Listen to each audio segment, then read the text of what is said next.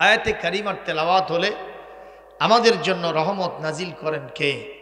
একটু বলেন তো, রহমত যদি আসে এতে কি আমাদের লস হয়? রহমত ছাড়া কেউ কখনো জান্নাতে যেতে পারবো না। সাহাবাই আজমাইন বললেন, ইয়া রাসূলুল্লাহ, বিষয়টা আরো একটু ব্যাখ্যা করেন। আল্লাহর নবী বললেন, যদি কারো উহুদ পাহাড় পরিমাণ আমল হয় আর কিয়ামতে আল্লাহর নেক দৃষ্টি যদি তার প্রতি বর্ষণ না হয়, এই মানুষ আল্লাহর জাহান্নামে চলে যাবে। ভয়ের কথা না? নাউজুবিল্লাহ। কোন সাহাবায়ে আজমাইন জিজ্ঞেস করলেন, হুজুর, আপনার শানে আল্লাহ বলেছেন, ওয়ামা আরসালনাকা ইল্লা রাহমাতাল লিল আলামিন। তার মানে হলো আপনি রহমতের পিরামিড, রহমতের নবী, করুণার ছবি। তামাম বিশ্ববাসীর জন্য আপনাকে করুণার আধার করেছেন কে? আপনার দশা কি হবে কিয়ামতে? নবীজি বললেন, কাল কিয়ামতে আল্লাহর পক্ষ থেকে যদিও আমি রহমতের পিরামিড, করুণার ছবি, আমি করুণার আধার, তারপরেও আল্লাহর পক্ষ থেকে আমার প্রতি যদি রহমত বর্ষণ না হয়, আমি নবীও জান্নাতের মুখ দেখতে পাবো না। জোরে কর আল্লাহু আকবার, আরো জোরে কর আল্লাহু আকবার। সাহাবায়ে আজমাইন ভয় পেয়ে গেলেন, নবী যদি আল্লাহর জান্নাতের মুখ দেখতে না পান, আমাদের অবস্থা আরো কি হবে? ঠিক না বে ঠিক? নবীজি সাহাবীদের মনের শঙ্কা, আশঙ্কা, চিন্তা দূর করে দিয়া হাদিসের পরবর্তী অংশ বললেন, ইল্লা আইয়াতাগাম্মাদানিয়াল্লাহু বিরহমাতিহি। তবে তোমরা জেনে রাখো, আল্লাহ পাক আমাকে তার রহমতের চাদর দ্বারা ঢেকে রাখবেন। তার মানে কিয়ামতে আমাদের নবী রহমত পাবে কি পাবে না? রহমতের চাদর দ্বারাই আল্লাহ তাকে ঢেকে রাখবেন। সুবহানাল্লাহ, জোরে কর। আল্লাহর নবীর এই ওয়াজ শুনে বনি ইসরাইল যুগের এক লোক, নবীজির আগের জামানা, সেখানে রহমতের ওয়াজ সংশ্লিষ্ট নবী করেছিলেন।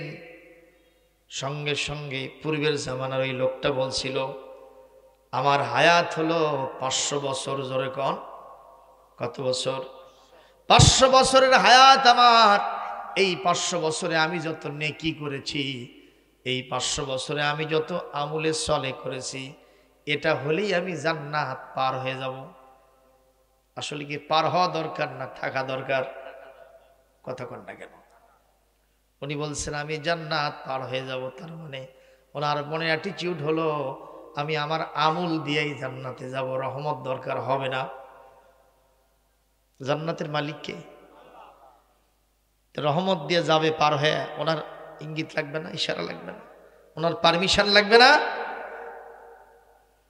মুসলমান, এই চিন্তা যখন তিনি করেছেন, রাতের বেলায় খাওয়া দাওয়া সেরে যখন ঘুমন্ত অবস্থা স্বপ্ন যোগে দেখছেন কিয়ামত কায়েম হয়ে গেছে। কিয়ামত, ইযা ওয়াকাআতিল ওয়াকিআতু লাইসা লিওয়াকাআতিহা কাযিবা খাফিদাতুর রাফিআ ইযা রুজ্জাতিল আরদু রাজ্জা ওয়া বুসাতিল জিবালু বাসসা ফাকানাত হাবাআম মুমবাসসা। জোরে কোন কিয়ামত হবে না? হবে না? আরো জোরে বলেন, কিয়ামত হবে না? হবে না? আল্লাহ রাব্বুল আলামিন কোরআন কারীমের ভিতরে বলেছেন, ইয়া আইয়ুহান নাসুত্তাকু রাব্বাকুম ইন্না জালজালাতাস সাআতি শাইউন আযীম ইয়াওমা তারাউনাহা তাযহালু কুল্লু মুরদিআতিন আম্মা আরদাআত ওয়া তাদউ কুল্লু যাতি হামলিন হামলাহা ওয়া তারান নাসা সুকারা। وما هم بسكارى ولكن عذاب الله شديد আল্লাহ পাক বলেন, হে ঈমানদারগণ, হে মানুষ সকল, তোমরা তোমাদের সেই রবকে ভয় করো যিনি তোমাদেরকে সৃষ্টি করেছেন।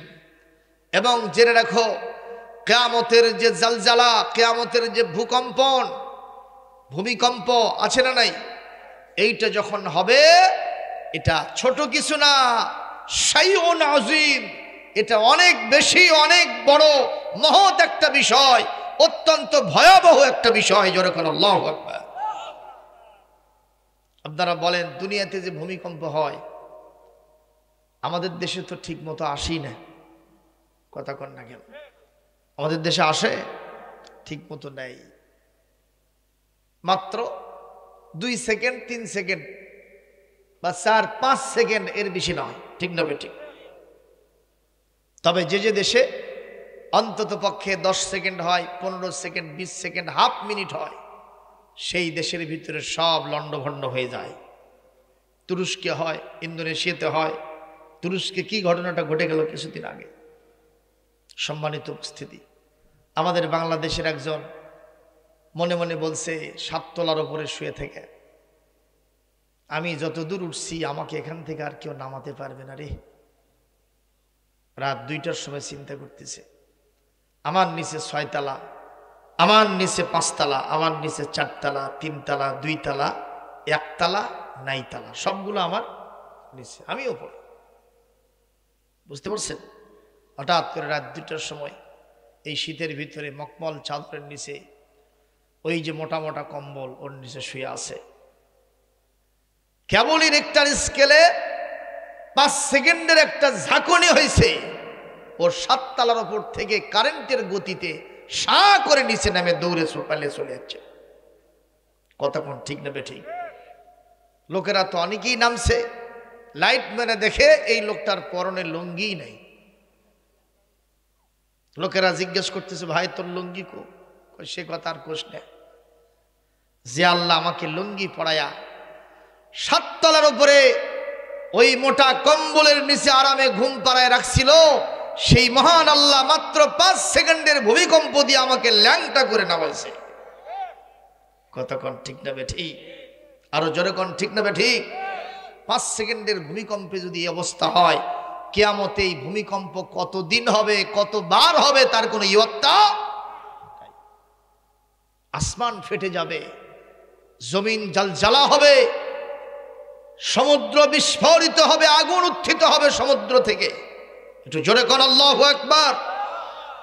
সেই দিন ইয়াউমা তাজহালু কুল্লু মুরদিআতিন আম্মা আরদাআত, প্রত্যেকটি স্তন্যদায়িনী মা তার দুধের শিশুর কথা সে ভুলে যাবে।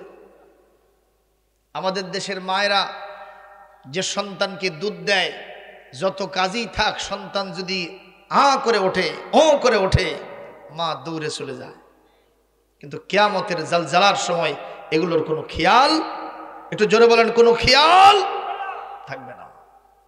সম্মানিত ভাইরা, আল্লাহ পাক বলেন শুধু তাই নয়, তাদউ কুল্লু যাতি হামলিন হামলাহা, কিয়ামতের ওই দিন প্রত্যেকটি গর্ভ, যে সমস্ত মায়ের গর্ভ আছে, পেটে বাচ্চা আছে, গর্ভবতী মা, তারা ওই ভয়ের কারণে, ওই জালজালার কারণে কোন সময় তাদের পেটের সন্তান প্রসব হয়ে গেছে তারা টের পাবে না। জোরে করে আল্লাহু আকবার। তাহলে ভয়াবহতাটা কি ছোট না বড়, কম না বেশি? আল্লাহ পাক বলেছেন তারান নাস সুকারা, নবী আপনি দেখবেন মানুষ খালি মাতালের মতো ছুটছে, অথচ আমা হুম বিসুকারা, এরা মাতাল নয়। তাহলে কেন ছুটতেছে হন্না হইয়া, কেন উদ্ধর্ষণে ছুটতেছে? বলে কিন্না আযাবাল্লাহি শাদীদ, মহান আল্লাহর আযাব আজকে সবচেয়ে বড় কঠিন। চিৎকার দিয়ে বলেন আল্লাহু আকবার। সে আল্লাহর নামে একটা জোরে তাকবীর দিতে পারেন? মহানত্ব, বরত্ব, শ্রেষ্ঠত্ব ঘোষণা করবেন কার? একটু জোরে বলেন লিল্লাহি তাকবীর। একটু হাত তোলেন, হাত তোলেন। শয়তান পালায় যাবে ইনশাআল্লাহ। লিল্লাহে তাকবীর, লিল্লাহে তাকবীর। আল কোরআনের আলো সারা দুনিয়ায় জালো, কোরআন সুন্নাহ যেখানে, আলেম ওলামা যেখানে, আল্লাহ রসুল যেখানে, লিল্লাহে তাকবীর। হাত নামান। কষ্ট হলো কি? এই লোকটা এই মুহূর্তে দেখে কিয়ামত কায়েম হয়ে গেছে, ঘুমের ভিতরে স্বপ্নে দেখতেছে। শুনতেছেন আমার কথা? বুঝতেছেন? খুব বেশি সময় নেব না, 12টার ভিতরে মাহফিল শেষ হবে। এখন থেকে আর সর্বোচ্চ 1.5 ঘন্টা থাকতে রাজি নাই? আছেন ইনশাল্লাহ? তাও মোনাজাত দিয়ে একেবারে 1.5 ঘন্টা, সেটা পরের কথা। আগে 1.5 ঘন্টা থাকো, আগে ভর্তি হও বাবা। কথা কন, কষ্ট হচ্ছে নাকি? ইনশাআল্লাহ। সম্মানিত উপস্থিতি, তখন এই লোকটা দেখতেছে আকাশ একেবারে, সূর্য তার মাথার অতি নিকটে আসছে, জমিটা তামার মতো হয়ে গেছে। পরিস্থিতি অত্যন্ত বেগতিক, মাথার চান্দি ফেটে যাচ্ছে, মগজগুলো গলে যাচ্ছে। যখন খুব বেশি খরতাপ হয়, মানুষ কি খাইতে চায়? সবাই বলেন, পানি খাইতে চায়। এখন সে লোক বলতেছে, আইনাল মা ওয়াজ জিল্লা, আইনা জিল্লা ওয়াল মা, একটু ছায়া একটু পানি কোথায় পাই? ইতিমধ্যেই তার সামনে একটা লোক এসে বলতেছে, পানি। আলমা আলমা মান তুরিদু মিন্নিল মা, আমার কাছ থেকে কে পানি চায়? কে পানি চায়? সে বলতেছে, উরিদু মিনকাল মা আতিনি কাসাম মিনাল মা, তুমি আমাকে 1 গ্লাস দাও। সে বলছে, টাকা দাও। তো বলছে, দুনিয়ার তো টাকা পয়সা ছিল, এখানে টাকার কোনো কারবার নাই, পকেট নাই, কিচ্ছু নেই। কিয়ামতের দিন সব মানুষ কি অবস্থায় উঠবে? উলঙ্গ হয়ে উঠবে। কথা বলেন না কেন? সর্বপ্রথম আমার নবীজিকে আল্লাহ পাক কাপড় পরাই দিবেন। অফি রিওয়ায়াতেন হযরত ইব্রাহিম খলিলুল্লাহকে আল্লাহ পাক তারপরে কাপড় পরাই দিবেন। একটু জোরে বলেন না সুবহানাল্লাহ। এই অবস্থায় লোক বলে, আমার কাছে টাকা নাই, পয়সা নাই, কিভাবে আমি তোমাকে টাকা দিব? বলে, টাকা যদি না থাকে, আমার আজকে 1 গ্লাস পানির মূল্য হবে 500 বছরের আমল। যদি কেউ 500 বছর আমল করে থাকে, সেইটা যদি আমাকে কেউ দিতে পারে, এর বিনিময়ে আমি 1 গ্লাস পানি দিতে পারি। এই লোকের মনের চিন্তা, আমার ভিতরে যতটা খড়ে গেছে, আমি যতটা তৃষ্ণার্ত পিপাসর্ত, আমি শুধুমাত্র 1 গ্লাস পানি খেলে তো আমার কাম হবে না। যদি খুবই মাটি ফাটা অবস্থা হয়, যদি 1 গ্লাস পানি ঢেলে দেন, ওটা কি হবে? সান্নত করে উঠবে। কতক্ষণ ঠিক নেবে? ঠিক। এই 1 গ্লাস পানি দিয়ে আমার কিচ্ছু হবে না। আর 1 গ্লাস পানি যদি আমি কিনতে চাই, তাহলে আরো 500 বছরের আমল লাগবে। সেটা আমি আবার কোথায় পাবো? এই চিন্তা হতে হতেই তার ঘুমটা ভেঙে গেছে। ঘুম থেকে উঠে ওযু করে সর্বপ্রথম আমার আল্লাহর জন্য সেজদায় পড়ে গেছে। সেজদায় পড়ে গিয়ে কাঁদতেছে আর বলতেছে, আল্লাহ, সত্যি করে বলছি, 500 বছর, 1000 বছর, হাজার হাজার বছরের, শত শত বছরের আমল দিয়া কখনো আপনার কাছে নাজাত পাওয়া যাবে না, জান্নাত পাওয়া যাবে না। অবশ্যই আমলও থাকতে হবে, আপনার রহমত ছাড়াও কাম হবে না। সেই রহমত পাওয়া যাবে আজকের কোরআন শুনলে। জোরে কর সুবহানাল্লাহ। আমরা কি শুনতে রাজি আছি? ইনশাআল্লাহ। যেখান থেকে তেলাওয়াত করেছি সূরা হুজুরাতের 1 এবং 2 নম্বর আয়াত। আল্লাহ রাব্বুল আলামিন এই আয়াতের ভিতরে আমার নবীজির শান মান বর্ণনা করেছেন। সুবহানাল্লাহ। জোরে কর। আমার নবীজির শান মান কি কম না বেশি? পৃথিবীতে কোনো মানুষের চাইতে আমার নবীর মর্যাদা নিচে নয়, অনেক উপরে। একমাত্র আল্লাহ ছাড়া নবীর উপরে মর্যাদাবান আর কেউ হতে, ইভেন আদম আলাইহিস সালাম মাটি আর পানির সাথে যখন তার গড়াগড়ি, ওর ভিতরে যখন তিনি মিশ্রিত, তখনও আমার সোনার নবীজি নবী ছিলেন। এটা জোরে বলেন না সুবহানাল্লাহ। কি আজিম কি মহৎ সম্মান আল্লাহ পাক আমার নবীকে দান করেছিলেন। এই নবীর সাথে যদি আপনি নিজের সম্পর্কটা গড়াতে পারেন, আপনার জীবনটা মর্যাদাবান হয়ে যাবে। একটু জোরে বলেন না সুবহানাল্লাহ। কষ্টি পাথরের সাথে যদি লোহার ঘর্ষণ লাগে, ওইটাও সোনা হয়ে যায়। আমার নবী ম্যাগনেটের মতো, আমার নবী কষ্টি পাথরের মতো, ইয়াকুত পাথরের মতো। সুতরাং সেই নবীর সাথে যদি আমরা সম্পর্ক রক্ষা করে চলতে পারি, দুনিয়া এবং আখিরাতে আমাদের কোনো টেনশন থাকবে না। ঘোষণাকার মা আতাকুমুর রাসূলু ফাখুযুহু ওয়া মা নাহাকুম আনহু ফান্তাহু। আল্লাহ রাব্বুল আলামিন সূরা আল হাশরের ৭ নম্বর আয়াতের ভিতরে বলেন, আমার রাসূল তোমাদেরকে যা দিয়েছেন তোমরা সেটাকে গ্রহণ করো, আর রাসূল যা যা থেকে নিষেধ করেছেন সেখান থেকে তোমরা বিরত থাকো। দুনিয়া আখিরাতে সফলতা তোমাদেরকে পদচুম্বন করবে। জোরে কোন সুবহানাল্লাহ। এই নবীর সাথে যারা ভালো ব্যবহার করেছিল তাদের মর্যাদা বাড়িয়ে দিয়েছেন কে? আর নবীর সাথে যারা খারাপ ব্যবহার করেছিল তাদের মর্যাদা মাটির সাথে মিশিয়ে দিয়েছেন কে? আজ অনেকেই নামে বেনামে আমার নবীর সাথে বেয়াদবি করে, অনেক হুজুররা পর্যন্ত বেয়াদবি করে। আছে না নাই? একজনকে জিজ্ঞেস করা হয়েছে, নবী করিম সাল্লাল্লাহু আলাইহি ওয়াসাল্লাম তিনি কি জিন্দা না মুর্দা? সরাসরি জবাব দিয়েছে, উনি চলে গেছে, মরে একেবারে মাটির সাথে মিশে গেছে। জিজ্ঞেস করছে, উনি ওনার কবরকে কি রওজা বলা যাবে? সঙ্গে সঙ্গে ঠাস করে জবাব দিচ্ছে, না, কোন রওজা বলা যাবে না, ওনার কবর কবরই। আপনারা জবাব দেন, আমাদের কবর আর নবীর কবর দুইটা কি এক হবে? দুনিয়ার মানুষ সবাই মরে কি হয়ে যায়? পচে যায়, গলে যায়, মাটির সাথে মিশে যায়। আমার নবীও কি তাই হবেন? এটা আমাদের আকীদা নয়, এটা বিশ্বাস নয়। আমাদের বিশ্বাস নবী করিম সাল্লাল্লাহু আলাইহি ওয়াসাল্লাম শুধুমাত্র পর্দার অন্তরালে যবনিকার ওপারে তিনি একটু চোখের অভাট হয়ে গেছেন, তিনি জিন্দা আছেন ওপারে গিয়ে। হুজুরে কয় সুবহানাল্লাহ। এতে কোনো অ্যালার্জি আছে কারো? সম্মানিত ভাইয়েরা, নবী করিম সাল্লাল্লাহু আলাইহি ওয়াসাল্লামের সাথে বেয়াদবি করেছিল একজন, নাম হলো তার উমাইর ইবনে ওয়াহাব। কি বললাম? উমাইর ইবনে ওয়াহাব বেয়াদবি করেছিল। কিভাবে বেয়াদবি করলো? বদরের যুদ্ধের 7 দিন পর, বদরের যুদ্ধে মুসলমানদের বিজয় না কাফেরদের বিজয়? মুসলমানদের সৈন্য সংখ্যা বেশি না কাফেরদের সৈন্য সংখ্যা বেশি? মুসলমানদের সৈন্য সংখ্যা ছিল 313 জন, আর কাফেরদের সৈন্য সংখ্যা ছিল 1000। কত বেশি? 2 গুণ বেশি। কথা বলেন না কেন?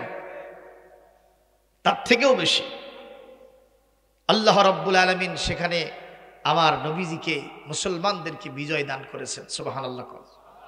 এই যে উমাইর ইবনে ওয়াহাবের কথা বলছি, এ ছিল মুসলমানদের বিপক্ষে কাফেরদের পক্ষে গুপ্তচর।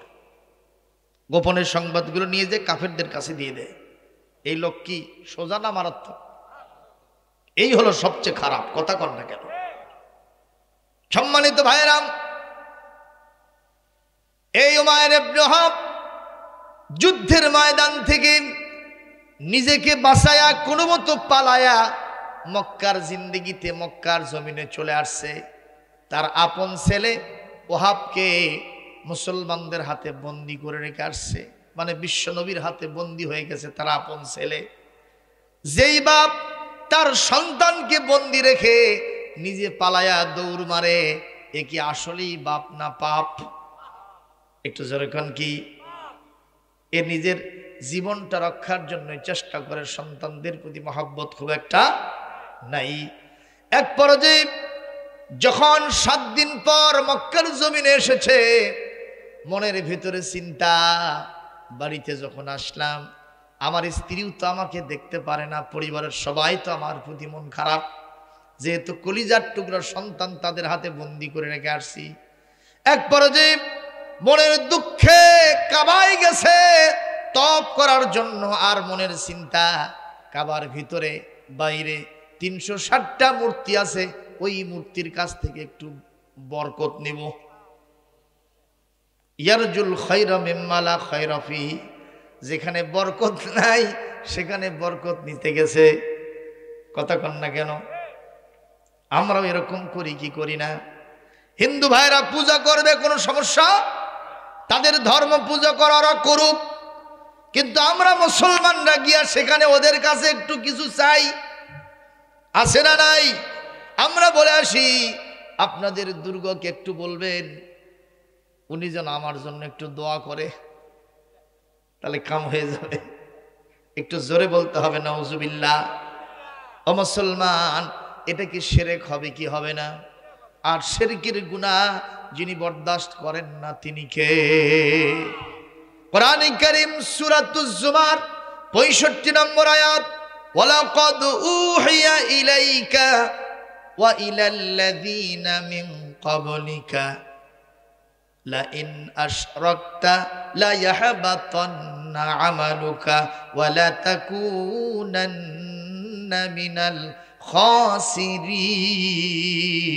খাসিরিন। আল্লাহ রাব্বুল আলামিন আপনার প্রতি, আপনার পূর্ববর্তী যত নবী রাসূল ছিলেন, উম্মত ছিলেন, তাদের প্রতি এই বিষয়ে আমি ওহী করে বলে দিয়েছি, যদি শিরক করো অবশ্যই তোমার জীবনের সমস্ত আমলগুলি বরবাদ হয়ে যাবে। ওই হামান, সাদ্দাত, আবু জেহেল, আবু লাহাব, উতবা, শাইবা, ওই ফেরাউন, নমরুদ যেইভাবে ধ্বংস হয়ে জাহান্নামে গেছে, যারা আমার সাথে শিরিক করবে অবশ্যই তারা ধ্বংস হয়ে জাহান্নামে চলে যাবে। বলেন ঘোষণাটা কার? সুতরাং শিরিক করা যাবে না। আমরা আল্লাহর ওলিদেরকে ভালোবাসি, ঠিক নেবে ঠিক কর। আমরা মোহাম্মদ আলী ফরিদি পীর কেবলা সাহেবকে, কুন্দরহাট আর ভাটগ্রামের লোকেরা তো ওনাকে বেশি চেনার কথা কন না কেন? কি কারণে বলেন তো? উনি কুন্দরহাট এই রাস্তার পাশে একটা রুম ভাড়া নিয়ে থাকতেন। ভাড়া না এমনি থাকতেন। কার ছিল ওটা? হাজী সাহেবের ছিল। এটা মাটির ঘর। আমি ছোট ছিলাম, দেখছি সেখানে। সম্মানিত উপস্থিতি, আজকে তিনি আইলপুনিয়ার জমিনে শুয়ে আছেন। আপনারা বলেন তো, মানুষটা কি ভালো ছিলেন না খারাপ ছিলেন? ওটা জোরে বলেন। ওনার কিছু কারামত আছে না নাই? অনেক কারামত আছে। সম্মানিত উপস্থিতি, ওনার কবর শরীফ, উনি যেখানে শুয়ে আছেন, ওনার যেটা মাজার, আমরা সেখানে গিয়ে কি সেজদা দিতে পারবো? সেজদার মালিককে। আমরা কি ওনার কাছে গিয়ে ভাগ্যের উন্নতি চাইতে পারবো? কথা বলেন না কেন? আমরা কি ওনার কাছে চাকরির উন্নতি চাইতে পারবো? আমরা কি ওনার কাছে গিয়া সন্তান চাইতে পারবো? আওয়াজ দিয়ে বলেন, ভাগ্যের উন্নতি, অগ্রগতি এবং সন্তান দেওয়ার মালিক একমাত্র যিনি, তিনি কে? এটা যদি করেন তাহলে শিরক হয়ে যাবে। আমার ভাইরা, এই জন্য খুবই সাবধান। আমি একবার মাদ্রাসা থেকে, অনেক দিন আগের কথা, আমার ছেলেরা গেল কুষ্টিয়া ইসলামিক ইউনিভার্সিটি দেখার জন্য। সেখানে আমিও গেলাম। এরা তখন ছাত্র ছিল না, ছোট ছোট। এই অবস্থায় ইউনিভার্সিটি দেখার পরে সবাই বলল, রবীন্দ্রনাথ ঠাকুরের কুঠি বাড়িটা একটু দেখে আসি। রবি ঠাকুর, কথা কন না কেন? ওখানে আছে না নাই? ওটা দেখা হলো। তারপরে সবাই বলতেছে, হুজুর একটু লালন শাহর মাজার দেখে আসি। কোন শাহ? এই লোকটার নাম দেখেই মনে হয় ই হলো 50-50, ই ক্রস। কথা কন না কেন? লালন শুনলেই বোঝা যায় হিন্দু, আবার শাহ বুঝলে বোঝা যায় ও মুসলমান। হয় না? কথা কয় না? আসলে কি মাঝামাঝি কিছু আছে? এই অর্ধেক মুসলমান অর্ধেক হিন্দু হওয়া যায়? তোর নাম তো দেখে তাই মনে হয়। যাই হোক, সেখানে গেলাম। কষ্ট হচ্ছে নাকি আপনাদের? যাওয়ার পরে সবাই বলল, হুজুর ভেতরে গিয়ে একটু যাবেন। ওখানে দেখলাম বাউল শিল্পীরা একতারা বাজায়। একদিন বাঙালি ছিলাম রে, একতারা বাজাইও না, দুই তারা বাজাইও না, একতারা বাজাইলে মনে পইরা যায় একদিন বাঙালি ছিলাম রে, একদিন বাঙালি ছিলাম রে। তুই একদিন বাঙালি ছিলি, তো এখন কি রে? আমার সালমান এইভাবে চলতেছে, জাত গেল জাত গেল বলে এইভাবে বাঁচতেছে। এক পর্যায়ে ওনার মাজারের ভিতরে যাব, দেখি মহিলা বডিগার্ড মাজার পাহারা দিচ্ছে। যারা তারা কারা? জুতা পায়ে দিয়ে ঢোকা শুরু করছি। কয় জুতো চলবে না, জুতো খোলেন। খুললাম, হাতে নিছি। কয় হাতেও নেওয়া যাবে না, এখন মসজিদে এই জুতা নিরাপদ নয়। আপনারা জোরে বলেন, ওখানে কি জুতো নিরাপদ থাকার সুযোগ আছে? চিন্তা করলাম কিভাবে কি করি। আমার এক ছাত্রকে বললাম, বাবা জুতা ধরো, দেখি ভেতরে কি হয়। এক পা দু পা করে ভেতরে ঢুকলাম, দেখি প্যাট পিটবার করা আলট্রা মডার্ন। দুইটা মেয়ে একেবারে মাজারের উপরে সেজদায় পড়ে যে বলতেছে, লালন বাবা বিয়ে করেছি 14 বছর, সন্তান হয় না, একটা না দিলে যাবই না। আমি চিন্তা করলাম, লালন বাবা বোধহয় সন্তানের দোকান দিয়েছে। একটু জোরে কন্যা নাউজুবিল্লাহ। আপনারা বলেন, লালন বাবা কি সন্তান দিতে পারবে? ইয়াহাবু লিমান ইয়াশাউ ইনাসাও ওয়া ইয়াহাবু লিমান ইয়াশাউ যুকুর ওয়া ইয়াজআলু মান ইয়াশাউ আকিমা আও ইউযাব্বিজুহুম যুকরানা ওয়া ইনাসা। আল্লাহ রাব্বুল আলামিন বলেন, আমি যাকে ইচ্ছা ছেলে দেই, যাকে ইচ্ছা মেয়ে দেই, আবার যাকে ইচ্ছা ছেলে মেয়ে দুইটাই দেই, আবার যাকে ইচ্ছা ছেলে মেয়ে একটাও দেই না, সারাটা জীবন বন্ধা করে রাখি। আওয়াজ দিয়ে বলেন, এই পাওয়ার যার তিনি কে?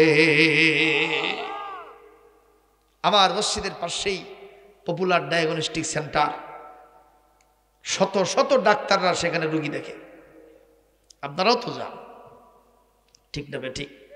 ওখানে প্রভাবশালী 2-3 জন ডাক্তার আছে যাদের একদিনে কামাই 1 লক্ষ টাকার উপরে। কথা কন না কেন বাবা? তাদের কোনো সন্তান নাই। আমার কাছে আসে, কয় হুজুর সব দেখা শেষ, এইবার আপনারই দেশ। তার মানে আপনি একটু দোয়া করে দেন, তাছাড়া তো কাম হয় না। আল্লাহর শুকরিয়া, আমি অনেককে দোয়া করেছি। আমি না, আমার মুসল্লিরা, অনেক ভালো ভালো মুসল্লিরা আসেন, তো তাদের বদৌলতে আল্লাহর কাছে দোয়া করা হয়েছে। কিছু দোয়া তাদেরকেও শিখে দিয়েছি। এই কোরআনের সন্তান পাওয়ার জন্য দোয়া আছে। সুবহানাল্লাহ। রব্বি লা তাযারুনি ফারদান ওয়া আনতা খায়রুল ওয়ারিসিন। এটা সন্তান পাওয়ার দোয়া। সুবহানাল্লাহ। হুনালিকা দাআ যাকারিয়াল মিহরাব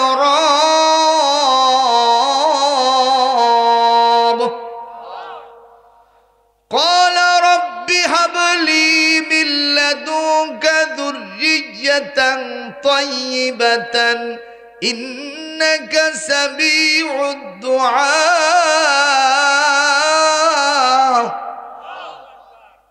فنادته الملائكة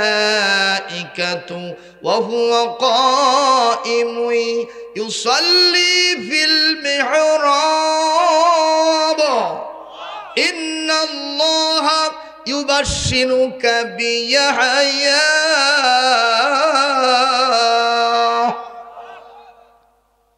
জাকারিয়া আলাইহিস সালামকে এই দোয়া করার পরে আল্লাহ সন্তান দিয়েছে। উনি মসজিদের পাশে মেহরাবের ভিতরে দাঁড়ায় থেকে নামাজ পড়তেছেন আর এই দোয়াটা করতেছেন। নামাজ এখনো শেষ হয় নাই, জিবরাইল আলাইহিস সালাম এসে বলছেন, আল্লাহ আপনাকে একটা সন্তানের শুভ সংবাদ দিয়েছে, তাও পুত্র সন্তান।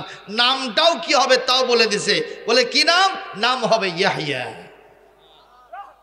তাও খুশি হয়ে জোরে সুবহানাল্লাহ কব না? সম্মানিত ভাইরা, আর ইব্রাহিম আলাইহিস সালাম দোয়া করছেন রব্বি হাবলি মিনাস সালিহিন। এই দোয়া করাও সারা, ৮৬ বছর বয়সে ইসমাইলের শুভ সংবাদ দেওয়াও সারা। কে দিয়েছেন? কে দিয়েছেন? আমরা সেই মহান মনিবের দ্বারস্থ হব যে কোনো সমস্যার জন্য। জোরে বলি ইনশাআল্লাহ। আমি যে কথা বলছিলাম, নবী করিম সাল্লাল্লাহু আলাইহি ওয়াসাল্লাম বদরের যুদ্ধে তিনি বিজয়ী হলেন না পরাজিত হলেন? আর কাফেররা পরাজয় বরণ করল। উমাইর ইবনে ওয়াহাব গুপ্তচর, সে ফিরে আসছে, নিজেকে কোনো মতো মাসায় নিয়ে পালায় আসছে। এখন কাবা শরীফে গেছে আল্লাহর কাছ থেকে বরকত নেওয়ার জন্য নয়, গেছে মূর্তির কাছ থেকে বরকত নেওয়ার জন্য। আসলে কিছু আছে নাকি? ওর কাছে কিছুই নাই। ভাইরা আমার, 1 চক্কর, 2 চক্কর, 3 চক্কর, 4 চক্কর, 5, 6, 7 চক্কর যখন দেওয়া শেষ, এই মুহূর্তে উনি যখন চলে আসলেন, আসার পরে দেখতেছেন ওখানে একজন বসে আছে, উমাইয়ার ছেলে সাফওয়ান। ও আবার নেতা। উমাইয়া, আবু জাহেল সহ বড় বড় রাঘব বোয়াল যারা ছিল তারা সব বদরের যুদ্ধে কুপকাত হয়ে গেছে। ঠিক না ঠিক কোন? তা আবার জেনারেল দিয়ে নয়, কোনো বড় অস্ত্র দিয়ে নয়, কোনো প্রকারের সেনাবাহিনীর বিরাট কমান্ডো বাহিনী দিয়ে নয়, 2টা ছোট্ট ছোট্ট ছেলে, নাম হলো মুআজ এবং মুআব্বাজ। এই 2টার মাধ্যমে আল্লাহ জনমের মতো তাদেরকে খতম করে দিয়েছে। আমার আল্লাহ যদি কাউকে সাইজ করতে চান, কিছুই করা লাগে না, উষ্টা পড়ে মরে শেষ। কথা কন না কেন? পচা শামুক দিয়ে আস্তে করে না পাও কাটছে, ওখান থেকেই ইনফেকশন শুরু। 7 দিনের মধ্যে হিরোটা 0 হয়ে গেছে। বলেন এই সম্মানার কুদরত ক্ষমতা যার, তিনি কে? বিনা মেঘেও কথা কয় না, কথা কয় না, বিনা মেঘেও বৃষ্টি হয়। মুসলমান, সুতরাং মুসলমানদের জন্য কোনো টেনশন নাই। হাতি, আমরা দেশের ভাষায় বলি, হাতি মরলেও লাখ টাকা, বাঁচলেও লাখ টাকা। যারা ইমানদার, যারা মুসলমান, যারা কোরআনের কর্মী, ইসলামী আন্দোলন যাদের সাথী, ইসলামী আন্দোলন যাদের পেশা, এই লোকদের কোনো পরাজয় নয়, কোনো বিজয় নয়। এদের আসল বিজয় হবে কাল কিয়ামতে আল্লাহর জান্নাত পাওয়ার পরে। যখন সুবহানাল্লাহ। ও মুসলমান, আপনাদেরকে কোনো কষ্ট হয়? একবার যে হাজরে আসওয়াদের সামনে এসে বলতেছে, ও নেতাজি, ওদের তো আসসালামু আলাইকুম নাই, এসেই বলতেছে আম সাবাহান ইয়া সাইয়্যিদা কুরাইশ, হে কুরাইশদের লিডার, তোমার জন্য শুভ সকাল। এইভাবে একটা সম্বোধন করে বলছে, লিমা জালাস্তা হুনা হাজিনান, তুমি এখানে চিন্তান্বিত অবস্থায় কেন বসে আছো? নেতাজি বলছে, ওমায়ের, তুমি কি জানো না 7 দিন আগে বদরের যুদ্ধ হয়ে গেল, আমার বাবা দুনিয়া থেকে বিদায় হয়ে গেছে, মুসলমানদের হাতে কুপকাত হয়েছে, আবু জেহেলও গেছে, আরো বড় বড় কমান্ডো বাহিনী যারা ছিল তারা সব শেষ হয়ে গেছে। গেছে তো গেছেই, ভালো কথা, একটা লাশও আমরা তাদের হাতে পাইলাম না, একটু নিয়ে এসে একটু তাদের জন্য সৎকারের ব্যবস্থা করব, লাশের মুখটা দেখব সেটাও সুযোগ নয়।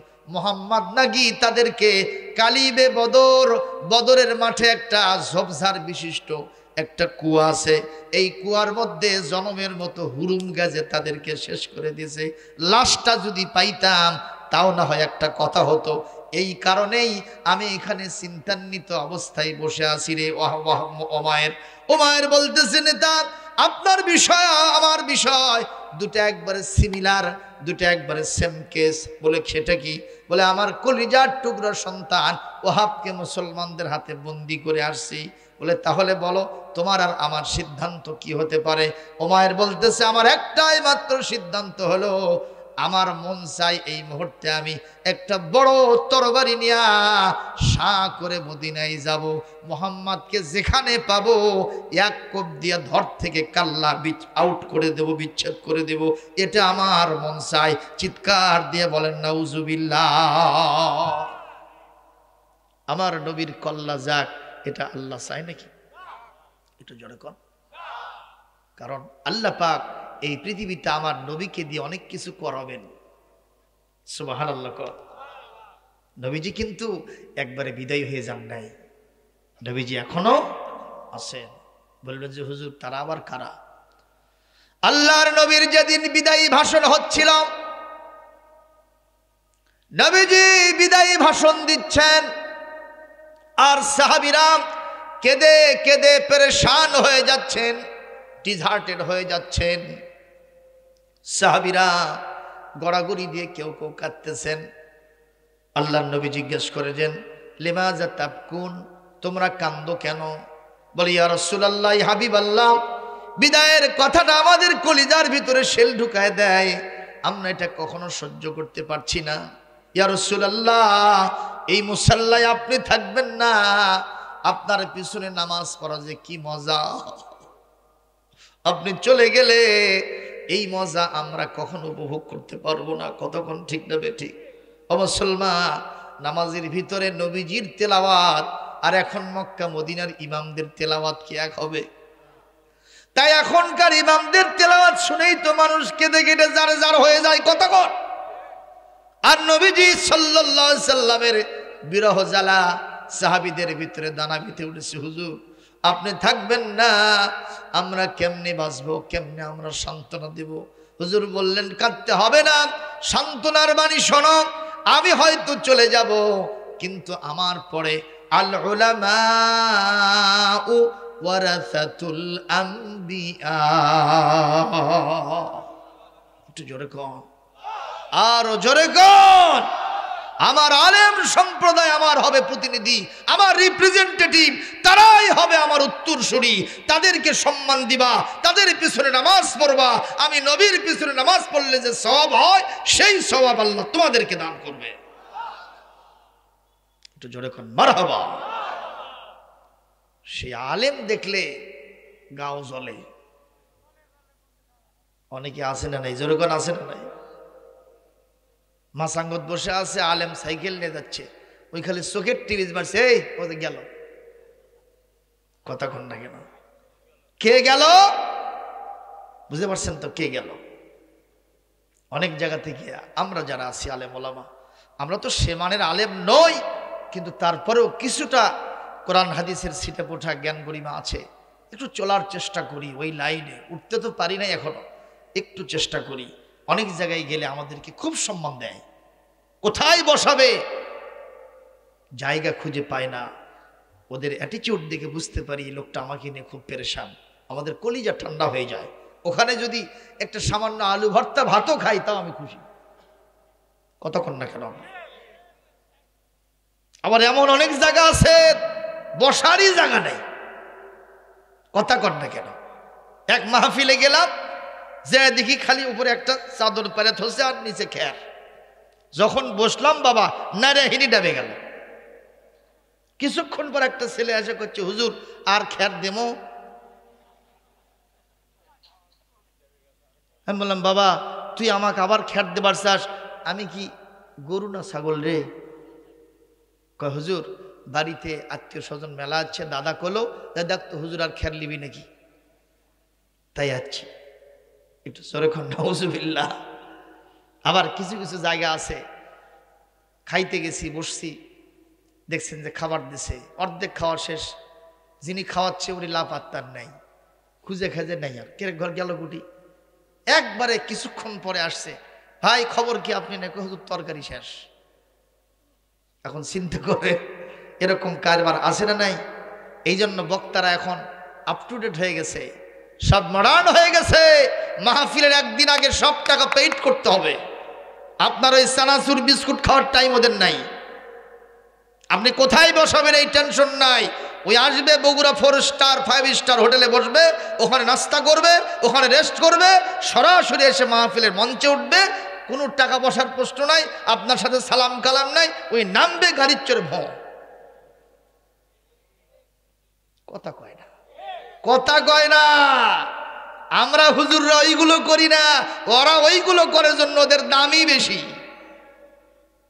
দেখবেন ওদের জন্য গেটের পর গেট তৈরি হচ্ছে, বগুড়া থেকে 10টা 20টা মোটর সাইকেল দিয়ে রিসিভ হচ্ছে। কথা কয় না। মিডিয়া আসে চতুর্দিকে ভরে গেছে, এতগুলো খালি মিডিয়া। আমার কথাই মন খারাপ করতেছেন মুসলমান ভাইরা?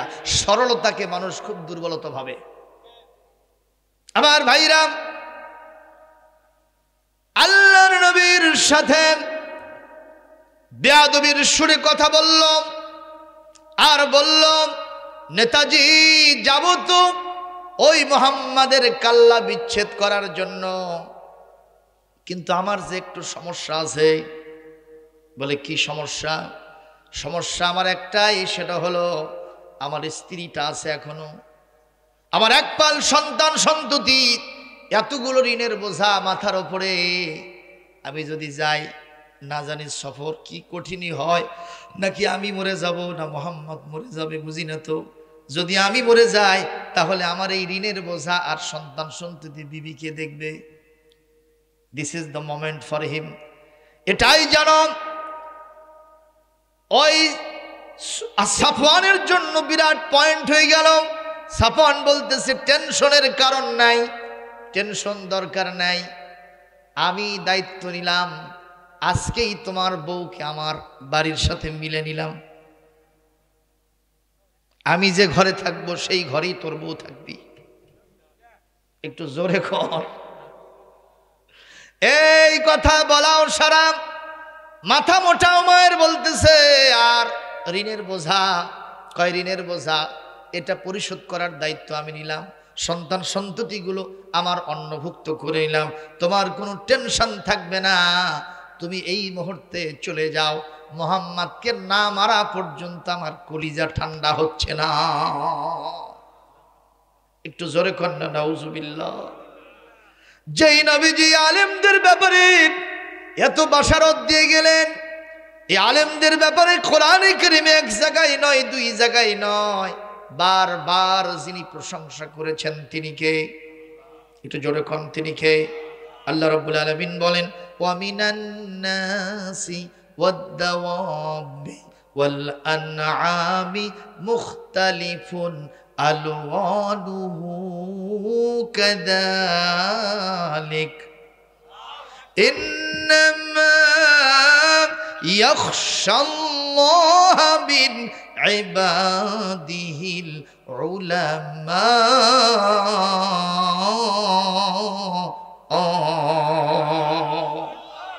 আল্লাহ রাব্বুল আলামিন বলেন, পৃথিবীতে যত বিচরণশীল জীব আছে আর চতুষ্পদ জানোয়ার আছে, এর ভিতরে আলেম ওলামায়ে আমার সবচাইতে বেশি প্রিয়, কারণ তারা আমি আল্লাহকে সবচাইতে বেশি ভয় করে।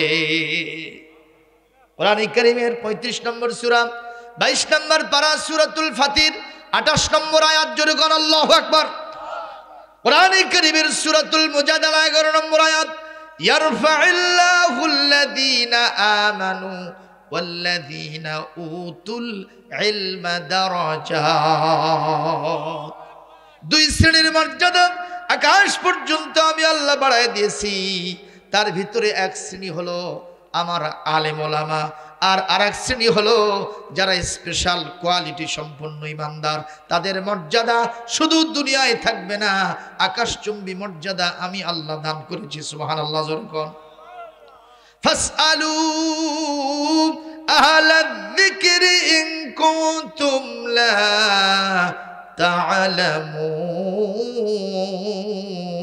তা'লামুন। আল্লাহ রাব্বুল আলামিন বলেন, এই পৃথিবীতে জ্ঞানের দন্যতা শূন্যতা যদি হয়, সমস্যার আবর্তে ঘূর্ণয় মানস সমাধান হয় না। আলেমদেরকে, কোরআনওয়ালাদেরকে জিজ্ঞাসা করো, তোমার সব সমস্যার সমাধান দিতে পারে আল কোরআন। একটু জোরে মারহাবা দেন না পারে? একটু জোরে আল্লাহু আকবার দেন না কেন? কি কথা! হুজুর সর্বশেষ হলো টার্গেট। কতক্ষণ আজান হয়ে গেছে মসজিদে, ইমাম সাহেব এসে দেখে খালি মুয়াজ্জিন আর কোনো মুসল্লি নাই। কয়জন? আর জামাত কায়েম হওয়ার জন্য কয়জন লাগবে ইউনুস ভাই? কয়জন লাগে? অন্তত 3 জন লাগে, তাহলে সহি জামাত হয়। কথা কয় না, একজন ইমাম আর 2 জন মুসল্লি। তো মাগরিবের নামাজ ইমাম সাহেব বলল মুয়াজ্জিন, দেখতো আর কেউ আছে নাকি বারে? তো যায় দেখে সভাপতির বেটা চাদর মুড়ি দিয়ে খালি কোনো মতো কস দিয়ে পার হয়ে যাচ্ছে, খপ করে হাত ধরছে। মুয়াজ্জিন সাহেব হাত ধরাও সারা ওই চমকে ওটা মানে কারেন্ট ধরছে। হুজুর হাত ধরলেন, আমি চমকে উঠছি। আরে ভাই হাত ধরলাম উপকারের জন্য, কি সেটা? আপনি সভাপতির বেটা, লোকেরা সমালোচনা করে সভাপতির বেটাই নামাজ পড়ানো, আমার কিসের সভাপতি হবি রে? তা আজকে একটা চান্স আসছে, একটা লোক হলে মাগরিবের জামাত ফুল কামে হয়। করছে হুজুর উল্লাহ ভাক্কা বাদ দেন তো, আমার সমস্যা আছে। হুজুর বলতেছে, হুজুর বলতেছে কি সমস্যা? আমার কাপড় ঠিক নেই। তার মানে পেশাব করে একেবারে ল্যাটপ্যাট করছে। হুজুর বলল শোনেন, এই সমস্যার সমাধানও কোরআনের মধ্যে আছে। মারহাবা কর। তো বলছে সেটা কি? যে জায়গাতে আপনার পেশাব ভরছে ওই জায়গা সুন্দর করে ধুইয়া মুছে এরকম চিপেলেন, আপনার কাপড় পরিষ্কার হয়ে যাবে। কয় হুজুর আরো সমস্যা আছে। কি? কয় আমার গাও ঠিক নেই। কি ঠিক নাই? তার মানে পেশাবের কিছু ছিটা ফোটা শরীরেও লাগছে। কথা কর না কেন? এরকম কিছু শয়তান আছে না নাই? কর দাঁড়ায় থেকে পেশাব করে, এই দৃশ্য দেখে মনে হয় ইরির জমিত ওষুধ ছিটাচ্ছে। জনগণ ঠিক না ঠিক? আশ্চর্য কথা। আর এই 4 স্টার 5 স্টার হোটেলগুলি আপনার ফুড ভিলেজ সহ যতগুলি আছে, আপনি যখন ঢাকাতে যাবেন আর আসবেন, এগুলোতে বসে থেকে পেশাব করার সিস্টেম খুব কম, নাই বললেই চলে। কথা বলেন। আর আমরা হুজুররা যদি একটু চেষ্টা করি একটু বসে থেকে পেশাব করব, সেখানে 2-1টা যদি থাকেও বুঝলেন, যা দেখেন যে পায়খানা করে থুয়ে দিছে। কি এরকম বেকায়দা আছে না নাই? তো বলছে হুজুর গাও ঠিক নাই, আমি নামাজ পড়তে পারবো না। কয় যে এরও সমাধান কোরআনে আছে, যেখানে আপনার ওই পেশাবটা ভরছে ওটাও ধুয়ে এলেন, তাহলে সমস্যা নেই। কয় হুজুর আমার মনই ঠিক নাই। কয় নম্বর হলো এটা? আমার মন ঠিক নাই। হুজুর বললেন কোরআনের দলিল দিয়ে কথা বলতেছি, কাদ আফলাহা মান তাযাক্কা ওয়া যাকারা ইসমা রাব্বিহি ফাসাল্লা। গাও ঠিক হবে, মন ঠিক হবে কেবলমাত্র নামাজের মাধ্যমে। আগে মন ঠিক হওয়ার সুযোগ, আগে নামাজ পড়তে হবে, তাহলে মন ঠিক করে দিবেন কে? জোরে কোন সুবহানাল্লাহ। চলেন চলেন নামাজ পড়েন, কোনো সমস্যা নাই। কয় হুজুর আসল সমস্যা তো কইনি। কি সমস্যা? কয় হুজুরই ঠিক নাই। এখন আপনি বলেন সর্বশেষ দোষটা হলো কার? যত দোষ নন্দ ঘোষ, সত্যটা বললেই দোষ। যত দোষ নন্দ ঘোষ, সত্যটা বললেই দোষ। করলে অন্যায়ের প্রতিবাদ, নামটা হবে তোমার মৌলবাদ। ওই পেন্টাগনে হামলা হলো, দোষীকে নাচে না গেল। পেন্টাগনে হামলা হলো, দোষীকে নাচে না গেল। মুসলমানদের করে দোষী দিল অপবাদ, নামটা হবে তোমার মৌলবাদ। যত দোষ নন্দ ঘোষ, সত্যটা বললেই দোষ। করলে অন্যায়ের প্রতিবাদ, নামটা হবে তোমার মৌলবাদ। মৌলবাদ হই, গোড়াবাদ হই, আগাবাদ হই, যেটাই হই না কেন, কোরআন থেকে আমরা যেহেতু আলেম হয়েছি, কোরআন ছাড়া কিছু বলার সুযোগ নাই। কতক্ষণ ঠিক কিনা? ভাইরা আমার, এইবার উমাইর ইবনে ওয়াহাব বলতেছে, আপনি যেহেতু সবগুলো দায়িত্ব নিয়ে নিলেন, আমি এই মুহূর্তে সিদ্ধান্ত ফাইনাল করলাম, আমি 1 সেকেন্ড দেরি করব না। আমার নাঙ্গা তরবারি নিয়ে আমি ছুট দেব মদিনার দিকে। কোন দিকে? মদিনার দিকে আমি রওনা করব। বাড়িতে গিয়া নিজের তরবারিটা একেবারে সেইভাবে শান দিল, ধার দিল, সেখানে আবার বিষ মিশ্রিত করলো। কি মাসা মাখালো? বিষ মাখাইল। ওর চিন্তা, যখন আঘাত করব, এই বিষটা যখন তার শরীরের ভিতরে ঢুকবে, এই ক্রিয়াতে দুনিয়া থেকে তাড়াতাড়ি মুহাম্মদ বিদায় হবে। এই জন্য বিষ মিশায়া তরবারিটা ধার দিয়া, সবাইকে ফাঁকি দিয়া অনেক দূরে গিয়ে নিজের বাহনে, দ্রুতগামী বাহন ঘোড়াতে, সতেজ ঘোড়াতে উঠলো, সবল ঘোড়াতে উঠলো, ঘোড়া দাবড়ায়া মদিনা মুনাওয়ারায় আমার নবীজির মসজিদ, মসজিদে নববীর বাবুস সালাম গেটে গিয়া আস্তে করে ওই ঘোড়ার ওপর থেকে নিচে নামতেছিল। ইন দ্য মেন টাইম ইসলামের সবচাইতে বড় সূর্য সৈনিক, আমার রসুলের খলিফাতুস সানিল ইসলাম, এই পৃথিবীতে দ্বিতীয় মুসলমানদের জন্য যিনি গর্ব এবং জান্নাতের অধিকারী, ওমরে ফারুক রাদিয়াল্লাহু তাআলা আনহু সাহাবীদের একটা সমাবেশ করছিলেন এবং বদরের যুদ্ধের কারগুজারি পেশ করছিলেন। কিভাবে এত কম জনবল, ধনবল, অস্ত্রবল দিয়া হাজার হাজার সৈন্যের বিরুদ্ধে আল্লাহ আমাদেরকে বিজয় দান করলেন, এভাবে তাজকিরা চলতেছিল। ইন দ্য মেন টাইম হঠাৎ করে হযরত ওমরের দৃষ্টি পড়ে গেছে সেই দিকে যেখানে উমাইর ইবনে ওয়াহাব ওই ঘোড়া থেকে নিচে নামতেছিল। হঠাৎ করে নজর পড়াও সারা উনি তার সাথী সঙ্গীকে বললেন, উনজুরু ইলাইহি হাল তারিফুনাহু, তোমরা কি তাকে চেনো? ওই যে দেখো দেখো। বলে না, আমরা তো তাকে চিনলাম না। বলে হাদাল কালবু আদুউল্লাহ, এটা হলো আল্লাহর কুত্তা, এ হলো আল্লাহর শত্রু, এটা একটা জাত কুত্তার বাচ্চা কুত্তা। কারণ এই গত যে জিহাদ বদরের যুদ্ধ হয়ে গেল মুসলমানদের বিরুদ্ধে আর কাফেরদের সপক্ষে, সে গুপ্তচরের দায়িত্ব পালন করেছে। মুতাওয়াশশিহান সাইফাহু ফি উনুকিহি, ঘাড়ের সাথে তার তরবারিটা ঝুলতেছে। নিঃসন্দেহে তার কোনো কৌশল আছে, পরিকল্পনা আছে। আমি এটা বাস্তবায়ন হতে দিব না। সম্ভবত বিশ্বনবীর কোনো ক্ষতি করবে, আমি ওমর বেঁচে থাকতে এই স্বপ্ন বাস্তবায়ন হতে দিব না। লিল্লাহে তাকবীর, লিল্লাহে তাকবীর। ওমরের মতো সচেতন মুসলমান এখনো যদি পৃথিবীতে থাকতো, কবে না ইসরায়েল ওখান থেকে পালায়ে চলে যেত এবং পালানোর জন্য ইন্দুরের গর্তও খুঁজে পেত না। এরকম একটা নেতা গোটা বিশ্বে খুব অভাব আছে। কথা বলে না বাবা, আরো জোরে বলে। এই জন্য কবির আল্লাহর কাছে কামনা, আমার সাথে একটু পড়তে পারবেন?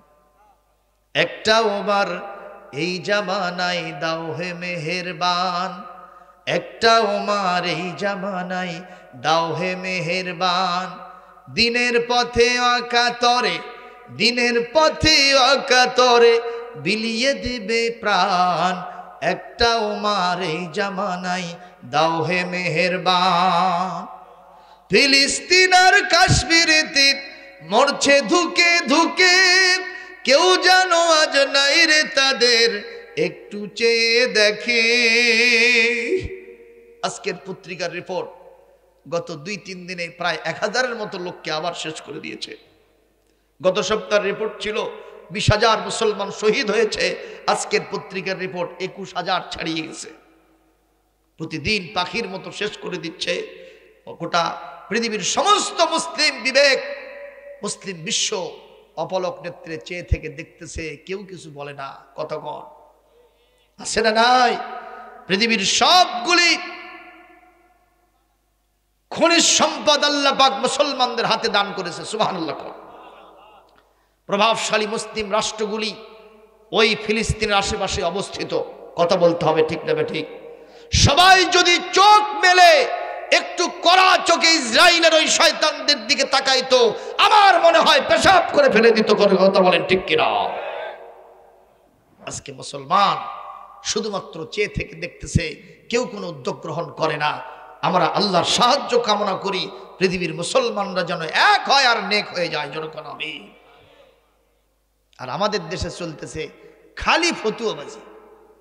কথা কর না কেন? তথাকথিত আহলে হাদিস নামধারী তারা আজকে ইসলামের খুঁটিনাটি বিষয় নিয়ে তারা মুসলমানদের বিরুদ্ধে আজকে বিভিন্ন বিভেদে লিপ্ত হয়েছে। কথা কোন ঠিক না বেঠিক? তরুণ প্রজন্মের এক অহংকার, সে বলল যে আপনার যে মানহাজ, সেই মানহাজ যদি ইসরায়েলের পক্ষে কথা বলে, ফিলিস্তিনের বিপক্ষে কথা বলে, সেই মানহাজের বিরুদ্ধে আমি থুতু নিক্ষেপ করি। ওই শায়েখ আবার মুজাফফর বিন মুহসিন, তিনি আবার বলতেছেন, যেই শায়েখ আমার মানহাজের উপরে থুতু নিক্ষেপ করেছে, আপনারা তাকে ধরে নিয়ে এসে দাওয়াত দিয়ে নিয়ে আসবেন, আমার চোখের সামনে আপনারা তার মুখের ভিতরে পেশাব করে দিবেন। আপনারা কোন এইসব ভাষাগুলি মুসলমানদের একে অপরের ভেতরে, এটা কি মানানসই হচ্ছে? একটু কথা বলেন না কেন ভাইয়া? পীর মাশায়েখ, তবলিগ জামাত, ইসলামী আন্দোলন কারোর সাথে কোনো মিল নাই, মহব্বত নাই, ঠিক নেবে ঠিক কর। কেমনে হবে বলেন? আহলে হাদিস, আহলে হানাফ, শিয়া সুন্নি, এইসব দ্বন্দ্ব আজকে পৃথিবীতে মাথা চাড়া দিয়ে উঠেছে। আমরা কবির সুরে সুর মিলিয়ে অতীতেও বলেছি, আজকেও বলতে চাই, তাতে কি কোনো আপত্তি ভাই? বলেন আমাদের রবকে, আমাদের নবীকে, মুহাম্মদ রাসূলুল্লাহ, আমাদের কিতাবের নাম কি, আমাদের কিবলার নাম কি? কাবা। সবই তো একই, তাহলে দ্বন্দ্ব ফাসাদ হবে কেন? কবি বলছে আমাদের প্রভু এক, এক নবীর উম্মত, জীবন বিধান এক, ওই শিবানী কোরআন। তবে কেন এখনো হে মুসলমান এক হও, এক হও করিয়া আহ্বান। বাইতুল্লাহ এক, মদিনা শরীফ এক, উহুদ পাহাড় এক, বদরের মাঠ এক, একটা তো জীবন আর মরণ যে একটাই, একসাথে মিলে মিশে একটাই প্রাণ। আমাদের প্রভু এক, এক নবীর উম্মত, জীবন বিধান এক, ওই শিবানী কোরআন। তবে কেন এখনো হে মুসলমান এক হও, এক হও করিয়া আহ্বান। সেই একতাবদ্ধ হতে হবে কোরআনে কারীমের ভিত্তিতে। জোরে কোন ঠিক কিনা? আল্লাহ বলছেন ওয়াতাসিমু বিহাবলিল্লাহি জামিআ, আল্লাহর এই রশি কোরআন সবাই ধরবা, সবাই একমতে এক পথে থাকতে পারবা। আমার ভাইরা, হযরত ওমর সাহাবীদেরকে বললেন এতটুকুন দেরি করো না, আল্লাহর নবীর কাছে গিয়ে তোমরা রিপোর্ট করো, নবীজি সতর্ক হয়ে যান, আর ওই শয়তান যাতে পালাতে না পারে, আমি তার পেছনে তাকে ধরার জন্য রেডি থাকবো। মারহাবা, জোরে কম। কিরকম সূর্য বীর্য! আহারে, এই পৃথিবীতে ইসলাম যখন আক্রান্ত হয়, মুসলমান যখন আক্রান্ত হয়, আমরা যদি ওমরের ভূমিকা অবতীর্ণ না হয়, সব শেষ হয়ে যাবে, ঠিক না বে ঠিক কোন? আজকের সমাজ হুজুরদেরকে শুধু মৌলবাদ বলে, হুজুরদেরকে জঙ্গিবাদ বলে, হুজুরদেরকে বলে ধর্ম ব্যবসায়ী। কথা কন না কেন? আমরা নাকি ধর্ম ব্যবসা করে খাই, এটা কি আসলে সত্য কথা? একটু জোরে বলতে হবে, এটা কি ঠিক কথা?